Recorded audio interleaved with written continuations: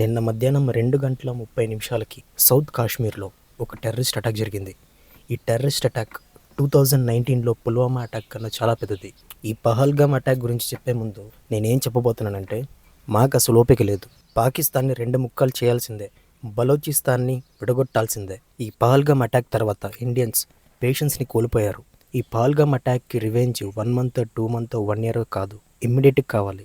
క్యాజువల్గా పాకిస్తాన్తో ఆపరేషన్స్ కాదు, డైరెక్ట్ విధ్వంసం జరగాలి. ఈ అటాక్ ఎవరు చేశారో ఏం లేదు, డీటెయిల్స్ ఏంటి, ఫోరెన్సిక్ ల్యాబ్స్లో టైం వేస్ట్ చేద్దండి. ప్రూఫ్స్ గురించి వెతకొద్దు. డైరెక్ట్గా పీఓకేలో ఉండే టెర్రరిస్ట్ ఏదైతే ఉన్నారో గుస్కే మారెంగే అన్నట్టు జరగాలి. ఇంతకుముందు ఆల్రెడీ అజిత్ గారు ఒక మాట అన్నారు, if you do one more Mumbai you will lose Balochistan. ఇప్పుడు బలోచిస్తాన్ ఆపరేషన్స్కి టైం వచ్చింది. ఈ పహల్గామ్ అటాక్లో ఆల్మోస్ట్ 27 మెంబర్స్ చనిపోయారు. కొంతమంది ఏమంటున్నారంటే ఇది అఫీషియల్ కౌంట్ కాదు అనేసి, కానీ న్యూస్ ఛానల్స్ ప్రకారం 27 మెంబర్స్ చనిపోయారు. అసలు చెప్పాలంటే వాళ్ళు ఆ టెర్రరిస్ట్ ఎవరైతే ఉన్నారో రిలీజియన్ అడిగి మరీ చంపారు. కర్ణాటక స్టేట్లో షివమొగ్గ అనేసి ఒక ఊరు ఉంది. ఆ ఊరికి సంబంధించిన మంజునాథ్ అనే అతని వైఫ్, వాళ్ళ కొడుకు, వీళ్ళ ముగ్గురు టూరిజం కోసం వెళ్ళారు కాశ్మీర్కి. వెళ్ళిన తర్వాత ఈ మంజునాథ్ అనే అతనికి ఈ టెర్రరిస్ట్ వాళ్ళు పట్టుకొని నువ్వు ఏ రిలీజియన్ అని అడిగి మరీ పాయింట్ బ్లాక్లో గన్ పెట్టి షూట్ చేసి చంపేశారు. దీని తర్వాత వాళ్ళ వైఫ్ ఎవరైతే ఉన్నారో, నా హస్బెండ్ని చంపేశారు కదా, నన్ను కూడా చంపేయండి అని చెప్తే ఆ టెర్రరిస్ట్ ఏమన్నాడంటే, నేను నిన్ను చంపను, నీ హస్బెండ్ని చంపాను కదా, నీ హస్బెండ్ని చంపాను అనేసి వెళ్ళి మోదీకి చెప్పు, ఎందుకంటే మోదీకి తెలియాలి, సో వెళ్ళి చెప్పుకోపో మీ మోదీకి అని చెప్పాడంట. ఈ విషయాన్ని స్వయంగా మంజునాథ్ గారు వాళ్ళ భార్య చెప్పారు. చెప్పాలంటే అసలు మంజునాథ్ గారు అండ్ వాళ్ళ వైఫ్ అండ్ వాళ్ళ కొడుకు ఇది ఊహించే ఉంటారు. ఇది చాలా స్పెషల్ ఒకేషన్కి కాశ్మీర్కి వెళ్ళి చాలా మంచి టైం స్పెండ్ చేద్దాం అనుకున్నారు. ఈ వీడియోని కూడా వాళ్ళ కొడుకే చాలా బాగా షూట్ చేస్తూ ఉన్నాడు. కానీ సడన్గా ఇలాంటి ఇష్యూ జరిగింది వీళ్ళు. సో సడన్గా వీళ్ళు ఇది జరుగుతుందని వాళ్ళు ఎక్స్పెక్ట్ చేయలేదు. అండ్ మాట్లాడుతుంటే బూతులు వస్తుంది, కానీ ఈ టెర్రరిస్టులు ఎవరైతే ఉన్నారో వాళ్ళకి దమ్ము ఉంటే మన ఇండియన్ ఆర్మీ ఫోర్స్తో ఫైట్ చేయాలి. అంతేగాని ఇలాంటి అమాయకుల ప్రజల ప్రాణాలు తీయడం ఎంతవరకు కరెక్ట్ కాదు. ఇది కాకుండా ఇంకో కపుల్ ఎవరైతే ఉన్నారో వాళ్ళు అక్కడ కూర్చొని చాట్స్ తింటుంటే ఆ కపుల్లో ఉన్న ఒక అబ్బాయిని చంపేశారు. దీనికన్నా చేతకానిత ఏదైనా ఉందంటే అది టెర్రరిస్ట్లే. చెప్పాలంటే చాలా వరకు ఫుటేజెస్ ఉన్నాయి, కానీ ఈ పబ్లిక్ డొమైన్లో రిలీజ్ చేయలేను. చేస్తే నా వీడియోకి రిస్ట్రిక్ట్ పడుతుంది. కాబట్టి ఈ వీడియో అయినంత వరకు చాలా మందికి ఎవరికైతే తెలీదో వాళ్ళకి డెఫినెట్గా షేర్ చేయండి. నాకు లైక్ కమెంట్ లేకపోయినా పర్లేదు. ఈ వీడియో ఎవరికైతే తెలీదో వాళ్ళకి ఖచ్చితంగా ఈ ఫుల్ వీడియో వాళ్ళకి చూడాల్సిందే. ఈ పహల్గామ్ అనే ఊరు ఏదైతే ఉందో ఇది ఒక హిల్ స్టేషన్. ఈ ఊరు కొండలపైన ఉంటుంది. ఈ పహల్గామ్ని ఒక మినీ స్విట్జర్లాండ్ అని కూడా చెప్తారు. ఈ ప్లేస్కి చాలామంది పెళ్ళైన కపుల్సే వస్తారు. నిన్న కూడా చాలామంది కపుల్సే వచ్చారు. కానీ అక్కడ వచ్చిన ఏ ఒక్క కపుల్స్ ఇలా జరుగుతుందని ఎక్స్పెక్ట్ చేసి ఉండరు. ఈ అమ్మాయిని చూడండి. ఈ అమ్మాయి వాళ్ళ హస్బెండ్ చనిపోతే అసలు ఏం చేయాలో తెలియక అలా సైలెంట్గా కూర్చుండిపోయింది. వీళ్ళకి పెళ్ళి జస్ట్ 6 days మాత్రమే అయింది. వీళ్ళు హనీమూన్కి వచ్చారు. ఇదే ఫోటో మీరు ఆల్రెడీ సోషల్ మీడియాలో చాలా వరకు చూసుంటారు. దీన్నే ప్రతి ఒక్క ఇన్స్టాగ్రామ్ స్టోరీల్లోని యాడ్ ఆన్ చేసి వైరల్ చేస్తున్నారు. అసలు ఈ ఫోటో చూస్తేనే చాలా బాధేస్తుంది. అసలు ఏ అమ్మాయికి ఇలాంటి పరిస్థితి అనేది ఎప్పటికీ రాకూడదు. ఇప్పుడు ఏదైతే ఆ సో కాల్డ్ సెలబ్రిటీస్ ఉన్నారో వాళ్ళు ఆల్ ఐస్ ఆన్ రఫా అని ఏదైతే పెట్టారో ఇప్పుడు ఆల్ ఐస్ ఆన్ పహల్గామ్ అని పెడతారేమో చూద్దాం. అసలు ఈ సెలబ్రిటీస్కి చెప్పాలంటే ఒక స్టోరీ పెట్టడానికి కూడా వాళ్ళకి ఒక ప్రమోషనల్ టీం ఉంటుంది. వాళ్ళు ఇంత డబ్బులు ఇస్తేనే ఒక స్టోరీ అయినా కానీ పోస్ట్ అయినా కానీ పెడతారు. అండ్ ఇదే కాదు, ఇంకో కపుల్ ఉన్నారు. ఆ కపుల్లో ఆ అమ్మాయి వాళ్ళ హస్బెండ్ని చంపేశారు. చంపేసిన తర్వాత ఆ అమ్మాయి వాళ్ళ హస్బెండ్ డెడ్ బాడీ దొరకలేదనేసి ఏడుస్తుంది. ఆ అమ్మాయి అక్కడున్న మొత్తం ప్రదేశాలని వెతుకుతుంది. ఆమె పక్కలో ఉన్న వేరే లోకల్స్ కూడా అతని హస్బెండ్ ఫోటో చూపించి మరి నా హస్బెండ్ని వెతకండి అనేసి అక్కడ ఏడుస్తుంటే ఆ ఫుటేజ్ చూస్తేనే నాకు మైండ్ బ్లాక్ అయిపోయింది. లిటరలీ ఆ అమ్మాయి ఏడుస్తూ చచ్చిపోయేలాగుంది. అండ్ దీంతో పాటే 3 కేరళ హైకోర్టు జడ్జిలు వాళ్ళైతే జస్ట్లో మిస్ అయ్యారు. అసలు నాకు తెలియక అడుగుతాను, ఇంకా ఎన్ని రోజులు ఈ కాశ్మీర్లో ఇలాంటి అటాక్స్ జరుగుతూ ఉంటుంది? Literally as a common man నాకే రక్తం ఉడికిపోతుంది. అసలు ఏం జరిగిందో చాలా క్లియర్గా ఈ వీడియోలో మీకు చెప్తా. ఎక్కడి నుంచి ఎక్కడ లింక్ అయిందో అనేది మీకు తెలిస్తే షాక్ అయిపోతారు. స్కిప్ చేయకుండా ఫుల్ వీడియో చూడండి, అర్థమవుతుంది. అసలు ఈ పహల్గామ్ ఎక్కడుందంటే సౌత్ కాశ్మీర్లో అనంతనాగ్ అనే డిస్టిక్ ఉంది. ఆ డిస్టిక్లోని ఒక హిల్ స్టేషన్ ఉందన్నమాట. ఆ హిల్ స్టేషన్ పేరే పహల్గామ్. దీన్ని మినీ స్విట్జర్లాండ్ అని కూడా అంటారు. ఇక్కడ చాలా మంది టూరిస్టులు వస్తూ ఉంటారు. నిన్న ఎవరైతే టూరిస్టులు చనిపోయారో వాళ్ళందరూ నిన్న మార్నింగే సౌత్ కాశ్మీర్లో దిగారు. దిగిన తర్వాత వాళ్ళు ట్రెక్కింగ్కి వెళ్ళారు పహల్గామ్ అనే హిల్ స్టేషన్కి. ట్రెక్కింగ్ అని అయిపోయిన తర్వాత అరౌండ్ మధ్యాహ్నం 2:30 అక్కడ టెంట్ల దగ్గర వెళ్ళి చాట్స్ అండ్ ఫుడ్ తింటున్నప్పుడే పక్కనే ఉన్న ఒక అడవి నుంచి కొంతమంది ఇండియన్ ఆర్మీ డ్రెస్లో గన్స్ పట్టుకొని ఈ టూరిస్టుల దగ్గరకు వచ్చారనమాట. వాళ్ళే టెర్రరిస్టులు. అండ్ ఈ టూరిస్టులో మన ఇండియన్ మాత్రమే కాదు, వేరే ఫారిన్ టూరిస్టులు కూడా ఉన్నారు.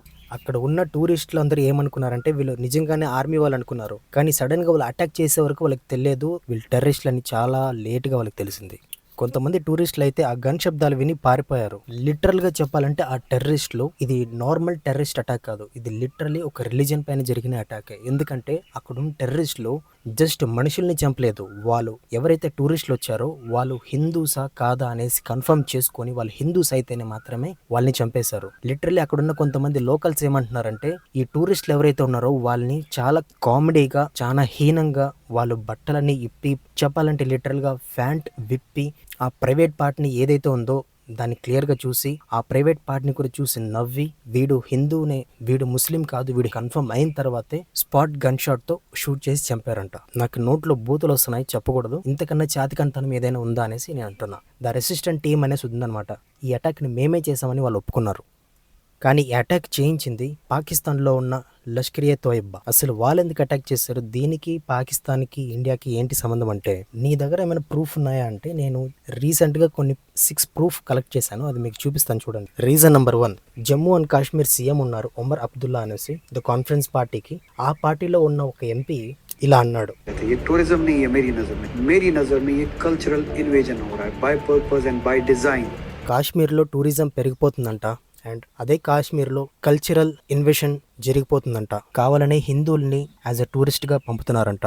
ఇలా హిందూస్ మాత్రమే కాశ్మీర్కి పంపి ఆ కాశ్మీర్ని ఆక్రమిస్తున్నారు అనేసి స్టేట్మెంట్ ఇచ్చారు. అసలు ఇన్వెస్టిగేషన్ ఈ వ్యక్తి నుంచే స్టార్ట్ చేయాలి. నేను ఇది పర్సనల్గా చాలా బిలీవ్ చేస్తున్నాను, నేను ఏదైతే అనుకుంటున్నానో అదే మీ దగ్గర చెప్తున్నాను. పాకిస్తాన్ ఈ జమ్మూ అండ్ కాశ్మీర్లో ఉన్న ద కాన్ఫరెన్స్ పార్టీకి ఎంత ఫండ్ ఇచ్చినా అసలు లోకల్ సపోర్ట్ లేకుండా ఏ ఒక్క అటాక్సే కానీ జరగదు. ఎందుకంటే ఏమైనా అటాక్ చేయాలంటే లోకల్లో ఉన్న జనాలు ఎవరైతే ఉన్నారో పబ్లిక్, వాళ్ళు హెల్ప్ చేయాలి. ఎందుకంటే ఎక్కడైతే జనాలు ఎక్కువ మంది ఉన్నారో, ఎక్కడైతే జనాలు హిందూస్ ఉన్నారో, లేదంటే ఎక్కడైతే అటాక్ చేయొచ్చో, ఎక్కడైతే ఆర్మీ లేదో, ఇలాంటివి ఎక్కడైతే పోలీసులు లేదో, ఇలాంటి ఇన్ఫర్మేషన్ అన్ని ఇచ్చిన తర్వాత ఇలాంటి అటాక్స్ జరుగుతాయి. సో నేనేం చెప్తున్నానంటే లోకల్ సపోర్ట్ లేకుండా ఇలాంటి అటాక్స్ ఎప్పటికీ జరగవు. అసలు కాశ్మీర్కి టూరిజం అనేది పెరిగితే ఆ టూరిజం నుంచి వచ్చిన ప్రతి ఒక్క రూపాయి జమ్మూ అండ్ కాశ్మీర్కే కదా వెళ్తుంది. ఆ జమ్మూ అండ్ కాశ్మీర్ స్టేట్ ఏదైతే ఉందో, అండ్ కొద్ది రోజుల క్రితం అక్కడ ఎలక్షన్ జరిగిన తర్వాత అక్కడ ఒమర్ అబ్దుల్లా సీఎంగా గెలిచారు. గెలిచిన తర్వాత అక్కడున్న సెంటర్స్కి ఉండే ఏదైతే పవర్స్ ఉందో అది కొంచెం స్టేట్కి షిఫ్ట్ అయ్యింది. అసలు ఎక్కడో పాకిస్తాన్లో ఉండే టెర్రరిస్ట్ మన ఇండియాకి సంబంధించిన జమ్మూ అండ్ కాశ్మీర్లో అడవిల్లో ఎలా ఉంటారు, అది ఎంతమంది, అసలు లోకల్ సపోర్ట్ లేకుండా వాళ్ళకి ఫుడ్ కానీ షెల్టర్ కానీ ఎలా దొరుకుతుంది, దీనిపైన కూడా ఇన్వెస్టిగేషన్ చాలా క్లియర్గా జరగాలి. ఎవరైనా ఇలాంటి టెర్రరిస్టులకి హెల్ప్ చేస్తున్నారని ఇండియన్ ఆర్మీకి తెలిస్తే సీరియస్లీ చాలా పెద్ద యాక్షన్ తీసుకుంటుంది. అండ్ ఇదే కాదు, చాలా రీసెంట్ గా మీరు కొంతమంది చూసుంటారు, ఆ వీడియో కూడా మీకు పెడతాను. పాకిస్తాన్ ఆర్మీ చీఫ్ ఎవరైతే ఉన్నారో వాళ్ళు చాలా పబ్లిక్ గా ఒక కాన్ఫరెన్స్ లో ఒక మాట అన్నారు, From the Hindus in every possible aspect of life, our religion is different, our customs are different, our traditions are different, our thoughts are different, our ambitions are different. That was the foundation of the Kashmir మాది and హిందువులు ఎవరైతే ఉన్నారో వాళ్ళు మేము ఒకటి కాదు, హిందువులు వేరే ముస్లింలు వేరే, ఇది మా స్ట్రాంగ్ ఎజెండా అని కూడా చాలా క్లీన్ గా స్ట్రైట్ ఫార్వర్డ్ గా పబ్లిక్ లో చెప్పాడు. ఆ వీడియో కూడా ఇంకా సోషల్ మీడియాలో ఉంది, మీరు చూసుకోవచ్చు. అండ్ ఆ వీడియో కూడా నేను ఇక్కడ పెడతాను. అండ్ ఇంకొకటి ఏమన్నాడంటే, అండ్ ఈ ఆసిఫ్ ముని ఎవరైతే ఉన్నారో అతను ఒక స్ట్రైట్ ఫార్వర్డ్ గా ఒక హేట్ స్పీచ్ అటాక్ ని ఇచ్చారు హిందూస్ పైన. సో అక్కడ వాళ్ళ ఎజెండా ఏమంటే అక్కడ ఏ ఒక్క హిందూస్ రాకూడదు, అక్కడ రావడానికే భయపడాలి అని ఒక భయం క్రియేట్ చేయడానికి. అండ్ ఇదే కాదు, రీసెంట్ గా అమిత్ షా గారు ఏమన్నారంటే విపరీతంగా కాశ్మీర్ లో టూరిజం అనేది పెరిగింది అన్నారు. అండ్ ఎస్, అది నిజమే. కంపేర్ చేసుకుంటే కాశ్మీర్ లో చాలా వరకు టూరిజం అనేది పెరిగింది. ఆ డీటెయిల్స్ కూడా నేను ఈ వీడియోలో మీకు చూపిస్తాను. టూరిజం ఎప్పుడు పెరిగిందంటే కాశ్మీర్ లో ఆర్టికల్ 370 ఏదైతే ఉందో అది మీకు ఆల్రెడీ చాలా మంది తెలిసే ఉంటుంది, దాని గురించి పక్కన పెడితే ఆ ఆర్టికల్ 370 రద్దు చేసిన తర్వాతే టూరిజం అనేది చాలా వరకు పెరిగింది. కాబట్టి దీన్ని వీళ్ళు జీర్ణించుకోలేకపోతున్నారు. కాశ్మీర్ ప్యాకేజ్ 30,000 నుంచి 40,000 వరకు ఉంటుంది ఒక కపుల్కి.